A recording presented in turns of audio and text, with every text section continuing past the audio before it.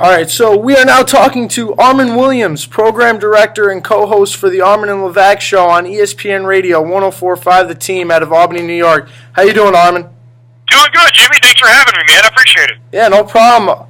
First off, we're going to start off with the two big games this weekend out of New York. We got the Giants and Patriots. Starting on the defensive side of the ball in the Giants game, what presence do you think Jason Pierre-Paul will have on the defensive line for the Giants?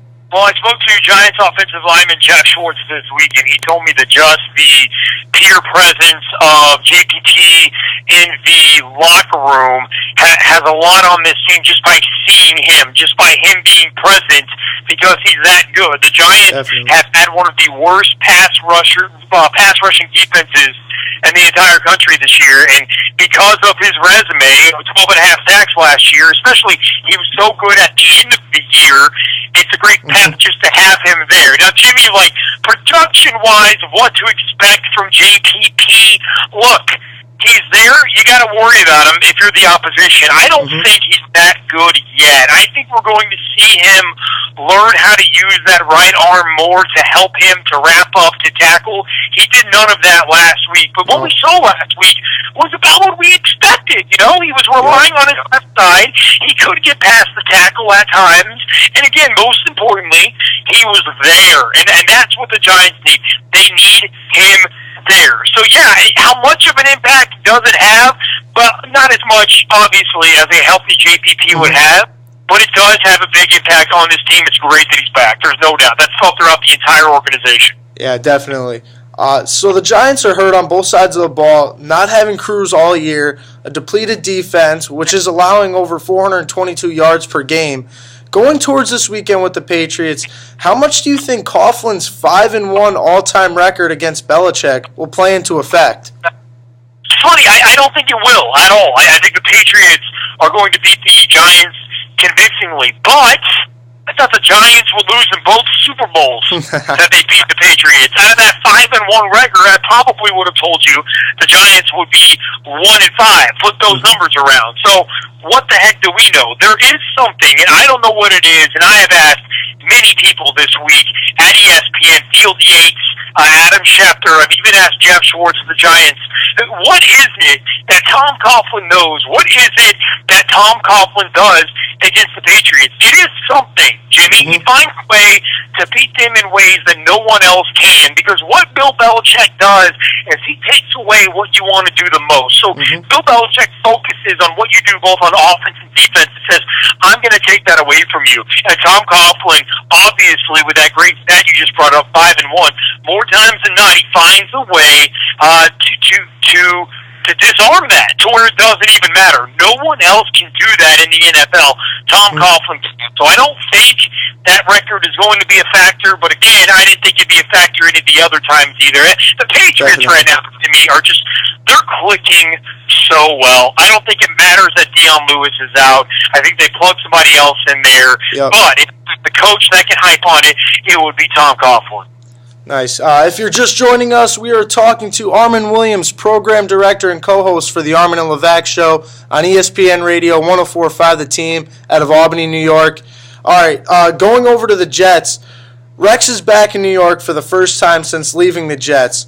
What do you make of the trolling Rex has done the past couple of weeks? I think it's a joke, man. I don't like Rex Ryan as my head coach. I have never wanted him as my head coach because, and I had this conversation with Rex Ryan. I sat down with him and I looked him right in the eyes and I said, look, I've never played in athletics, but I played the tuba, all right? And when I would go to a tuba competition, all right, I was a band nerd, I would tell everyone in that room, oh, man, so nervous, I'm going to bomb this, I'm not prepared for this, I haven't practiced.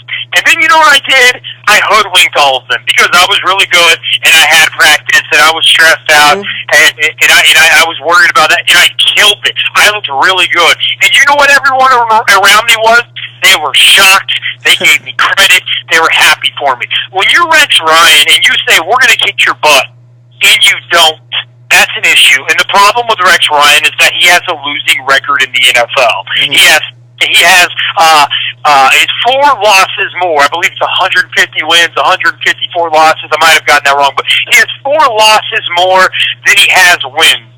And when you look at that number, that tells you all you need to know. Rex Ryan needs to shut up with the antics and just go win. And ESPN's Field Yates told me today that he likes it because it takes the pressure off the players. I don't get that whatsoever. You are paid to have pressure.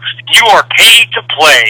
And if your head coach is too busy trying to come up with antics that's going to take pressure off the team, then maybe the team just stinks to begin with. So I like me a coach that during the week acts like they are fully concentrated on what's at hand. You can call Bill Belichick, you can call Jason Garrett boring, unanimated, all you want to, but Bill Belichick at least knows how to win. Yeah, I think that the only thing that a coach like Bill Belichick and Rex Ryan have in common is their players like playing for them. But the one thing that Belichick has the upper hand on Rex Ryan with is he actually wins. Now, how do you think the Jets plan to contain Sammy Watkins this weekend? It's a great question because the Jets have been hampered with injuries and they haven't looked great for a team that added more bodies at the defensive back position than anyone in the NFL in the offseason. They've been hampered with injuries and they haven't looked good. Antonio Cromartie is hobbled, not 100%. Buster Screen has looked pedestrian for the first time this season. Darrelle Revis, at his age, at 30 years old, finally looks like he's a 30-year-old for whatever reason that might be. And look, the name of the game for the Jets this weekend is bodies. You tell me last week that D. Milner would be back for this game, I say, wow, that doesn't matter. He's not very good. Mm-hmm. But now you tell me, knowing what we know, D. Milner is activated and playing Thursday night for the Jets. That's good because they need him. They need a body. They need someone to cover Sammy Watkins, LaShawn McCoy, Carlos Williams, all those weapons that will be lined up and coming out of the backfield for Buffalo. So I think the name of the game for the Jets is bodies. Look for the nickel package just to get as many safeties and corners out on that field as possible to try to slow down Sammy Watkins in that offense. Mm-hmm. Now, between these two teams, the Giants and the Jets, which team does this game mean more to this weekend, and who's more likely to make the playoffs? Man, it's funny. I have not believed in the Giants all year. I didn't like their depth. I didn't think they were very talented. But back to the Tom Coughlin factor, he's made it work, and they look good. I like the Giants in the NFC East. All these people saying the Eagles are going to creep up and come back. I don't know how you can believe that right now. I don't know how you can buy into that right now because they haven't done it yet. So give me a team that's been proven more this season. That's the Giants. I like their playoff chances. I will say that the Bills-Jets game, the winner of this will be in the driver's seat for that wild card. You're not going to win the division because the Patriots are going to take it. So either the Bills or the Jets will get that wild card in the division. The team that this weekend means the most to are the Bills because they have the most losses, and if they lose against the Jets, they are clearly in trouble in the wild card race. So without a doubt, I would say that the Bills have the most pressure this weekend. Hey, Jimmy, hang on 1 second, okay? Yeah, no problem. Like, tell me why. Because